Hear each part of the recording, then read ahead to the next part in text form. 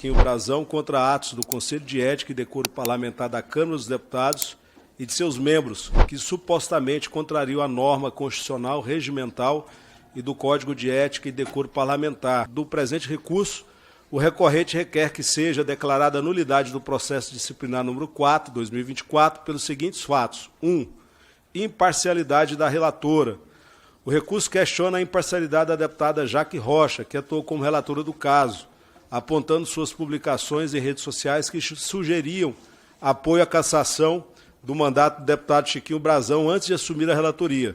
Isso, segundo a defesa, violaria a garantia de imparcialidade prevista na Constituição e em tratados internacionais.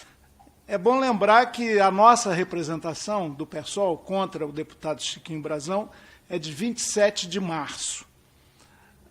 Esse plenário da CCJ e o plenário geral da Casa decidiu pela manutenção da prisão do deputado no dia 10 de abril. A relatoria foi escolhida da maneira mais legítima, cristalina e regimental no dia 26 de abril. Então, até então, a deputada não estava impedida ética e politicamente de manifestar suas ideias sobre qualquer fato, ainda mais um fato rumoroso como esse. Está a defesa do deputado Chiquinho Brazão a dizer que ela não poderia manifestar posição publicamente sobre a detenção de um parlamentar, que ia ser objeto de apreciação desse colegiado aqui e do plenário. Ora, queriam caçar a Jaque Rocha do seu direito de manifestar uma opinião. Isso inviabilizou a posição dela. Então, talvez ninguém pudesse ser relator desse caso, porque todos, no voto em plenário, manifestaram posição. Então, essa acusação, digamos, é completamente extemporânea. E vou dar um testemunho pessoal. A partir do momento em que foi escolhida como relatora, como a deputada Jaque é de primeiro mandato, e eu tenho larga experiência, inclusive, aqui no Conselho de Ética, e tenho relações de proximidade com ela, a procurei. Ela não me atendeu. Foi mal educada, até entre aspas, se fechou em copas. Eu vi gente da imprensa, não sei se estão aqui, falando, a gente quer falar com a Jaque, naquele intuito, né, investigativo correto de querer dar um furo, antecipar alguma coisa. Ela, repito, se fechou em copas. E eu nunca vi isso, quase que não dava bom dia, ou boa tarde, ou boa noite para a gente, porque estava ciosa da grandiosidade e da gravidade da sua tarefa. Portanto, imparcialidade sobrou, mas quem não pode ser relator de um caso? Está claro, está claro. Código de Ética e Decoro Parlamentar estabelece 3 impedimentos para aquele que, por sorteio, em lista tríplice, a partir de uma designação do presidente do Conselho de Ética, que não pode ser acusado de parcial, e no Boja ele está sendo acusado de parcial, não pode ser relator de qualquer caso parlamentar que pertença ao partido ou bloco parlamentar do deputado representado. Jaque Rocha é da Federação PT, PCdoB, PV. A representação é do PSOL. Segundo, não pode pertencer ao mesmo Estado. A deputada Jaque Rocha é do Espírito Santo. O representado é do Rio de Janeiro. E ela, portanto, não pertence ao PSOL. Então, não há nenhum impedimento.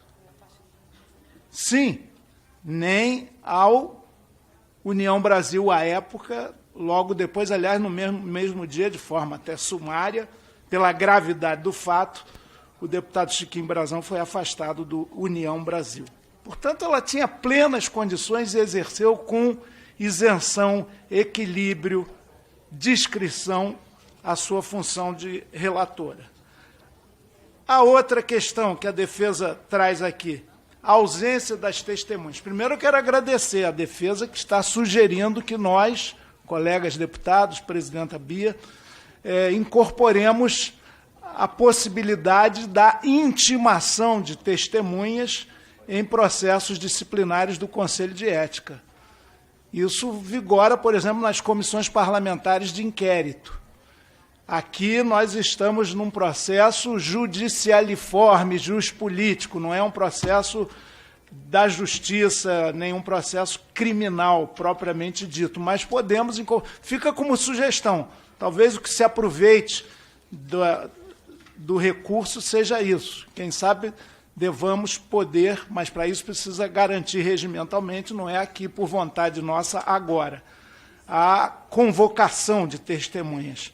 Muitas negaram. Eu não entendi porque a defesa, e o doutor Murilo até acrescentou, corrigiu de uma certa forma, disse no seu texto que apenas 3 das 14 testemunhas arroladas prestaram depoimentos. Não foram 3. Objetivamente, depois, com algumas negativas, substituição de nomes, o Conselho de Ética e a presidência do Conselho foram generosos e muito largos nisso, dos prazos até para substituir testemunhas, porque muita gente fugiu dessa questão como o diabo da cruz, desde a ex-procuradora Raquel Doge ao ex-prefeito Eduardo Paz. Ninguém quis vir, mas não foram 3 testemunhas.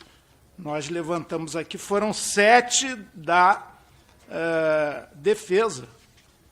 Então, um placar largo em favor da defesa em termos de depoimentos lá no Conselho de Ética. Então, não houve cerceamento de defesa, violação dos princípios do contraditório de maneira alguma.